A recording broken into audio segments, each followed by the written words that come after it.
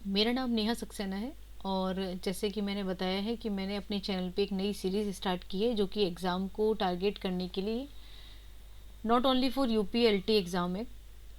UGC net का pattern भी same है और लगभग कंपटीशन लेवल पे जितने भी कंप्यूटर साइंस के क्वेश्चंस आते हैं या कंप्यूटर साइंस का सिलेबस आता है उसमें लगभग सिलेबस सेम ही होता है।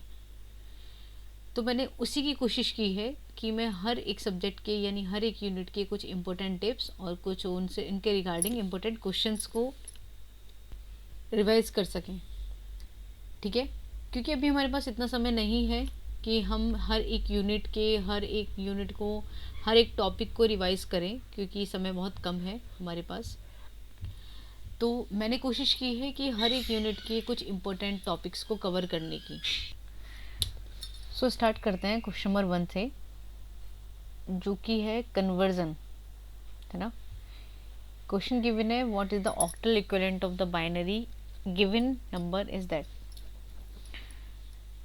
तो अगर ये नंबर पॉइंट्स के अलावा दिया होता तो हम डायरेक्टली इसको कन्वर्ट कर लेते पेयरिंग ऑफ 3 नंबर्स की। 3 नंबर का पेयर बनाने के बाद उसके बाद कन्वर्ट कर लेते हैं डेसिमल में, तो उसका फाइनल आंसर निकल आता है। लेकिन पॉइंट में अगर दिया हुआ है तो हम इसकी पेयरिंग किस तरीके से करेंगे वो हमें देखना है। तो सबसे पहले जब मैंने इन 3 नंबर्स की पेयरिंग की और मुझे पता है कि इसकी वैल्यू होती है 5, और ये कैसे निकालेंगे, बहुत सिंपल है। 4 2 1, क्योंकि 3 डिजिट्स में हमारे पास नंबर गिवन है, 101 ये हमारे पास गिवन है। तो बस ये देखिए कि इनपुट वैल्यू कहाँ पर है। इनपुट वैल्यू 4 के पास है और 1 के पास है, तो 4 + 1 इज़ 5, तो इसका कन्वर्जन होगा हमारे पास 5। समझ आया।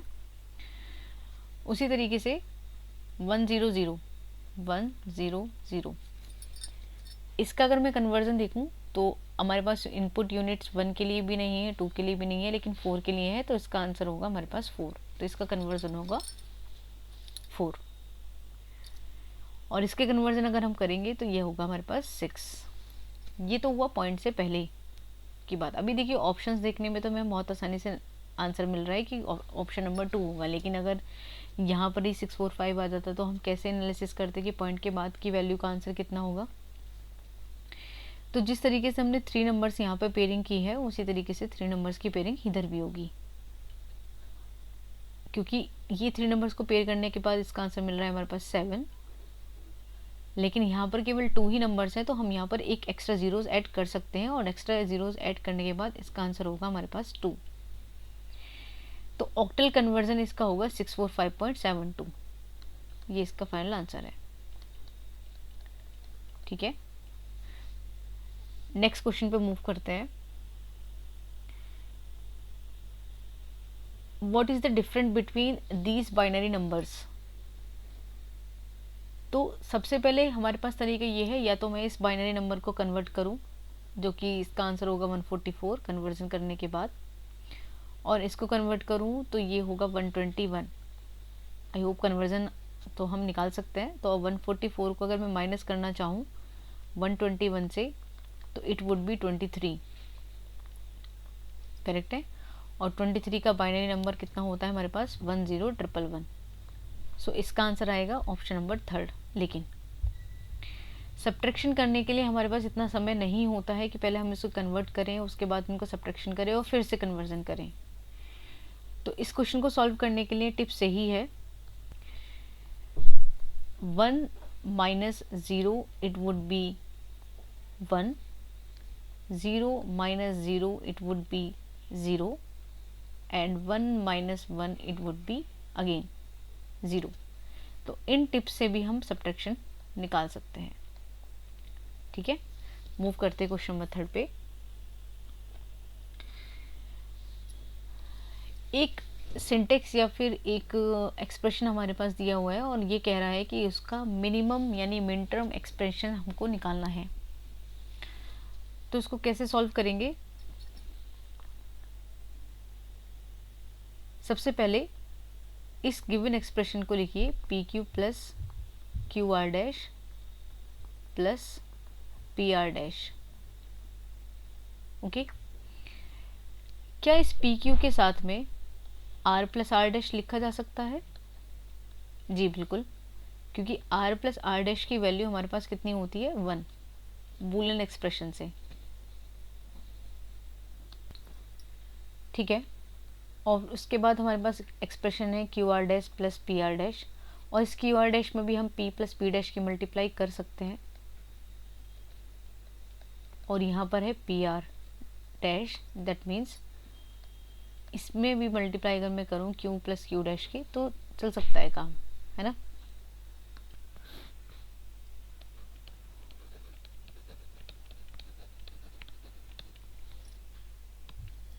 तो सिंपली हम इनकी मल्टीप्लाई कर लेंगे। अच्छा, एक चीज़ और, मल्टीप्लाई करते वक्त अभी हमारे पास form P Q R terms में ही होनी चाहिए, ऐसा नहीं होना चाहिए कि पहले पी लिखा है फिर आर लिख दिया है फिर क्यू लिख दिया, नहीं। जितने भी टर्म्स की देखो मैंने मल्टीप्लाई की है पहले पी क्यू आर है, भले ही चाहे क्यू आर डैश पी की मल्टीप्लाई ही क्यों ना की हो। अब इन नंबर्स को हम बाइनरी में कन्वर्ट करेंगे। जैसे कि हमें पता है डैश का मतलब होता है ज़ीरो, पी डैश अगर लिखा है तो दैट मीन्स यहाँ पर हम ज़ीरो लिखेंगे, और अगर पी लिखा है तो हम लिखेंगे 1। उसी तरीके से अगर क्यू डैश है तो हम लिखेंगे 0, और अगर क्यू है तो हम लिखेंगे 1, ठीक है। तो अभी ये पी क्यू आर है तो हम इसको बोल सकते हैं कि ये 1 1 1 है, ये 1 1 0, अगेन 1 1 0 0 1 0 1 1 0 1 0 0। इस नंबर को कन्वर्ट करने के बाद ये नंबर निकल के आता है हमारे पास 7, ये 6, ये 6, 2, अगेन 6, देन 4। अब वो नंबर्स रिमूव होंगे जो रिपीट हो रहे हैं, remove those numbers who are repeated, like 6, 6, 6, यानी केवल हमें वही नंबर्स लिखने हैं जो रिपीट नहीं हो रहे हैं। जो मल्टीपल टाइम रिपीट हो रहे हैं नंबर्स उनको हमें हटा देना है। तो इसका फाइनल आंसर होगा हमारे पास 7। ये मल्टीपल टाइम्स यूज़ हो रहा है ना, तो हम यहाँ पर लिखेंगे 6, फिर हम यहाँ लिखेंगे 2, फिर यहाँ लिखेंगे हम 4। केवल एक ही बार यूज़ करना है हमें 6 का। तो 7 का मिन टर्म होगा हमारे पास M7, फिर प्लस 6 का होगा M6, फिर प्लस 2 का होगा M2, और लास्ट वन इज M4। तो इसका फाइनल आंसर आएगा 7 6 2 4, यानी कि ऑप्शन नंबर 1। आई होप ये क्वेश्चन समझ में आया होगा। नेक्स्ट क्वेश्चन पे मूव करते हैं, जो कि है हमारे पास 4 स्टेटमेंट्स दिए हुए हैं, और इन 4 स्टेटमेंट्स में पूछा है कि करेक्ट स्टेटमेंट कौन सा होगा। सो यहाँ पर यूनिवर्सल और बेसिक्स और डिराइव्ड एक्सक्लूसिव गेट्स क्या होते हैं उनके बारे में बताया गया है। तो आप बहुत सिंपली याद रखिए कि जो यूनिवर्सल गेट्स होते हैं वो केवल 2 ही गेट होते हैं, एक नैंड और nor. Exclusive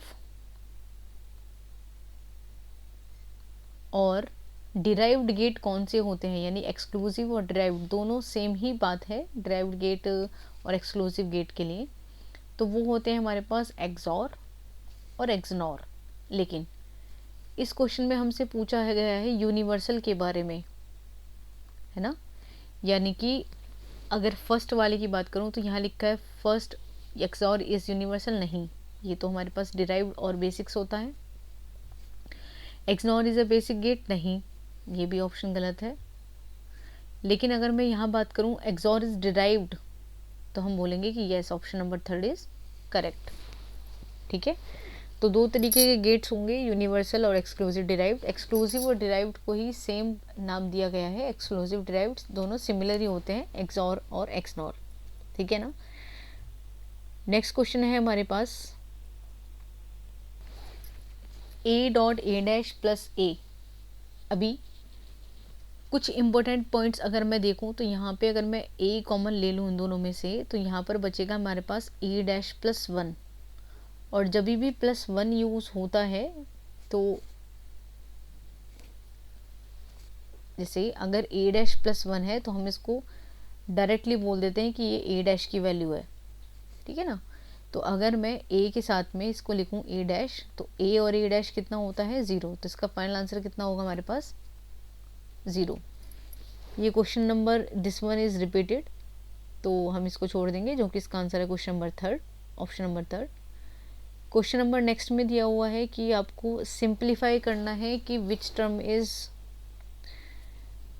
finalise for this expression, यानी कि इसको सिंप्लीफाई करने के बाद इसका फाइनल आंसर कितना होगा, ठीक है।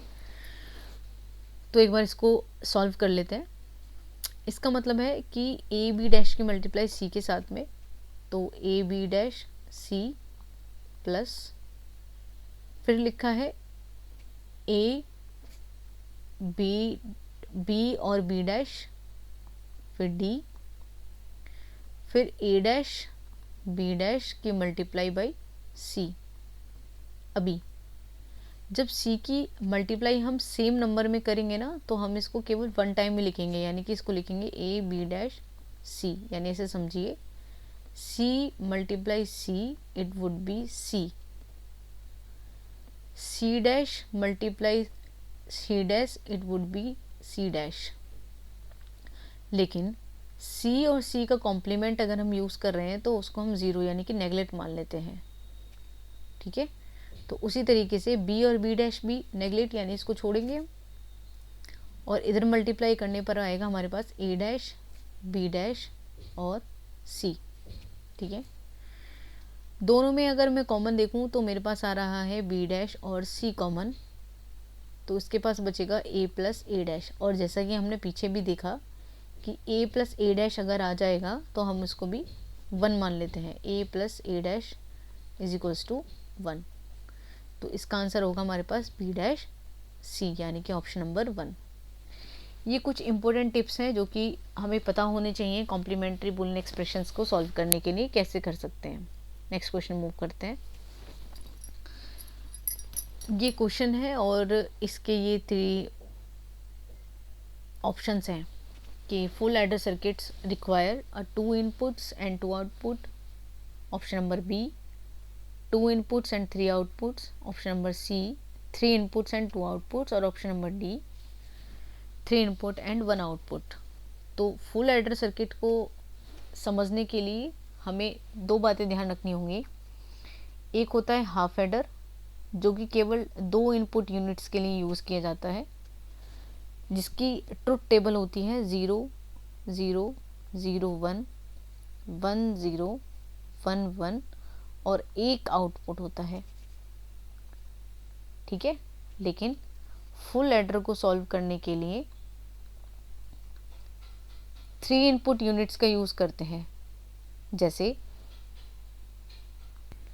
मैं यहाँ पर एक टेबल कंस्ट्रक्ट कर रही हूँ जो कि फुल एडर को समझने के लिए आसानी होगी, और अगर हमें फुल एडर को अच्छे से समझना है तो मेरी इसी चैनल पे वीडियो पड़ी हुई है कि मैप को सॉल्व करने के लिए, तो उसमें मैंने फुल एडर को समझाया हुआ है, तो आप वहाँ से भी समझ सकते हैं। सो अभी हमारे पास है फुल एडर, है ना। तो फुल एडर पे मैंने भी बताया आपको कि 3 इनपुट यूनिट्स का यूज़ करते हैं और 2 आउटपुट होता है, एक तो इनका सम और एक होता है कैरी। जैसे मैं कंप्लीट कर देती हूँ, ठीक है, मैंने ये कंप्लीट की है। सिंपल इज दैट, सम करेंगे 0 0 0 का सम इज 0, कैरी वुड बी 1, 0 0 1 का सम होगा 1, कैरी होगा 0। उसी तरीके से 3 इनपुट्स को हम ऐड करेंगे जिसका कोई सम होगा और कुछ पार्ट उसका कैरी होगा, इसको बोलते हैं फुल एडर ट्रुथ टेबल। तो क्वेश्चन हमारा ये नहीं था कि ट्रुथ टेबल को हमें कैसे कंस्ट्रक्ट करना है, क्वेश्चन ये था कि फुल एडर सर्किट्स में कितने इनपुट्स और कितने आउटपुट्स होते हैं। तो हम ये आंसर देंगे कि फुल एडर में 3 इनपुट्स एंड 2 आउटपुट होते हैं, यानी कि option number C is the correct answer, ठीक है। नेक्स्ट क्वेश्चन पे मूव करते हैं, जो कि है एसआर फ्लिप फ्लॉप। और एसआर फ्लिप फ्लॉप को समझने के लिए पहले हमें उसकी ट्रुथ टेबल पता होनी चाहिए। एस आर और इसका आउटपुट होता है क्यू एन प्लस वन, है ना। तो मैं एक बार कंसिडर कर लेती हूँ। चलिए, तो एस आर के लिए 0 का आउटपुट होता है हमारे पास क्यू एन, 0 और 1 का आउटपुट होता है हमारे पास 0, 1 और 0 का आउटपुट होता है 1, और 1 का आउटपुट होता है हमारे पास इनडिटरमाइंड। ठीक है, तो इस टेबल का आंसर हमें मालूम होने के लिए, इस क्वेश्चन का आंसर मालूम होने के लिए हमें ट्रूथ टेबल भी पता होनी चाहिए कि एस आर फ्लिप फ्लॉप की ट्रूथ टेबल कैसे बनाई जाती है। ठीक है, सो इसका फाइनल एक्सप्रेशन होगा हमारे पास Q N plus one S plus R dash Q N. Next question पर मूव करते हैं, जो कि है हमारे पास अगेन ये भी एक नैंड गेट का क्वेश्चन है। तो इसमें पूछा है कि इस एक्सप्रेशन को सॉल्व करने के लिए how many NAND gate are use, कि कितने नैंड गेट का हम यूज़ करेंगे। सो सबसे पहले हमें एक्सप्रेशन सॉल्व करना आना चाहिए कि एक्सप्रेशन सॉल्व करते वक्त कितने हमें नैंड गेट की ज़रूरत पड़ेगी, ऑटोमेटिकली हमें पता चल जाएगा।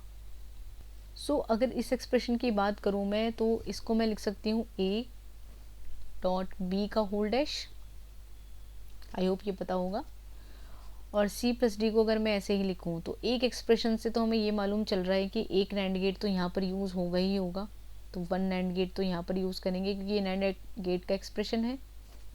ठीक है, तो अगर मैं इसको लेट कर लूँ कि सपोज टू बी x है, और जहाँ पे मुझे x की वैल्यू एक नैंड गेट मिल गई, तो ये एक्सप्रेशन चेंज होगा x c प्लस डी में,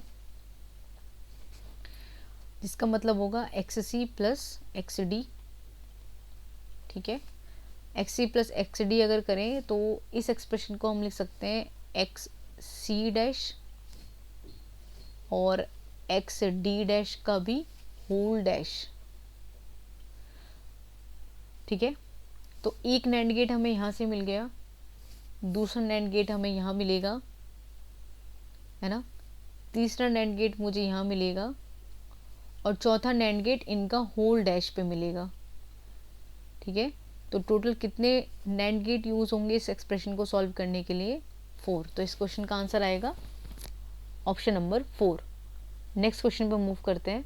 इसमें लिखा है a down counter is counter to count from this one to this one, how many numbers would be require.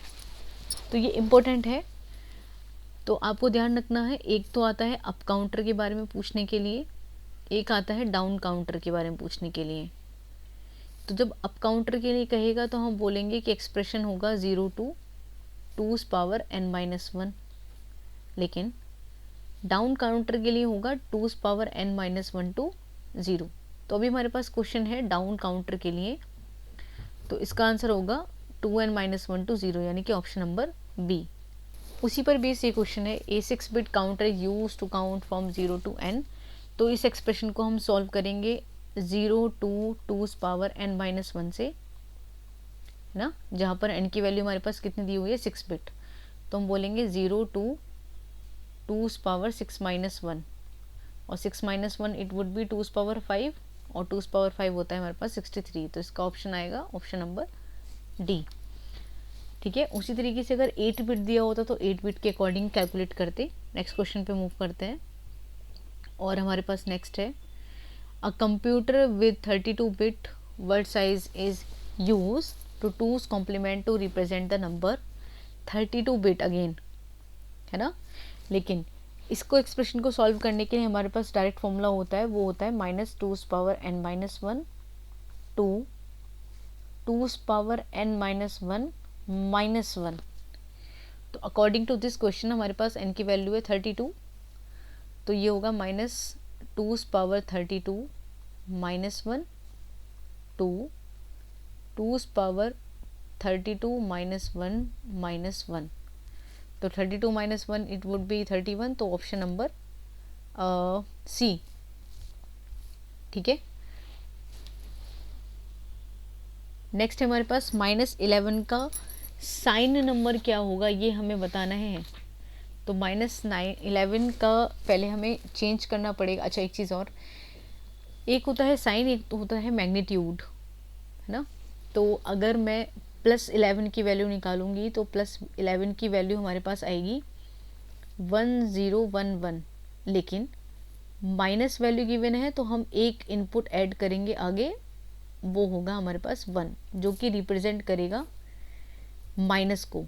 तो ये वैल्यू होती है साइन, इसको बोलते हैं मैग्नीट्यूड। ठीक है, अगर माइनस गिवन है तो हम ऐड करेंगे 1, और अगर प्लस गिवन होता तो हम ऐड करते 0। अभी हमारे पास है -11, तो -11 का रिप्रेजेंटेशन कितना होगा 11011, यानी ऑप्शन नंबर ए। ठीक है, अगेन क्वेश्चन सेम रिपीट हुआ है। इसमें पूछ रहा है how much NAND gate are used for this expression. अब इस एक्सप्रेशन को सॉल्व करने के लिए अब मैं ऐसे समझिए, अगर इन तीनों में मैं ए कॉमन ले लूँ तो यहाँ पर हमारे पास बचेगा 1 + b + b' c। और मैंने अभी लास्ट भी बताया है कि जब भी कभी 1+ आ जाता है तो उसका मतलब होता है हम प्रायोरिटी 1 को देंगे, तो यानी इसका एक्सप्रेशन का सलूशन होगा हमारे पास केवल और केवल 1। और क्योंकि इसका फाइनल आंसर ही हमारे पास ए बच रहा है तो कितने NAND गेट यूज होंगे यहाँ पर 0। ठीक है, क्वेश्चन रिपीटेड है, आई होप ये क्वेश्चन आप कर सकते हैं।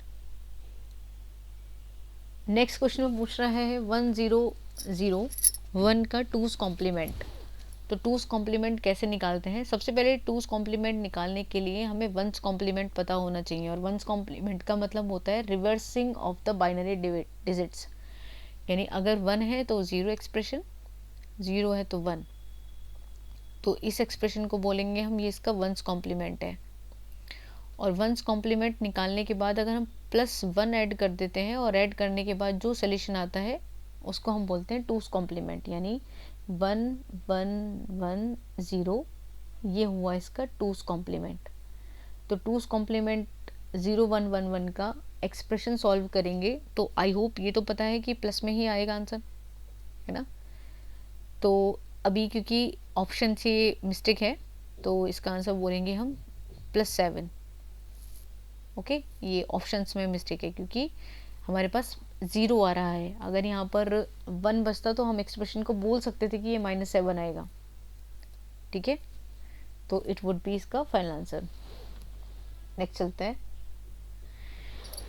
Perform the arithmetic addition to 2 decimal numbers, list 1 and list 2 को कन्वर्ट करना है हमें। तो इस क्वेश्चन को कैसे सॉल्व करेंगे? सबसे पहले +6 की वैल्यू और +13 की वैल्यू एक्सप्रेशन से सॉल्व करेंगे।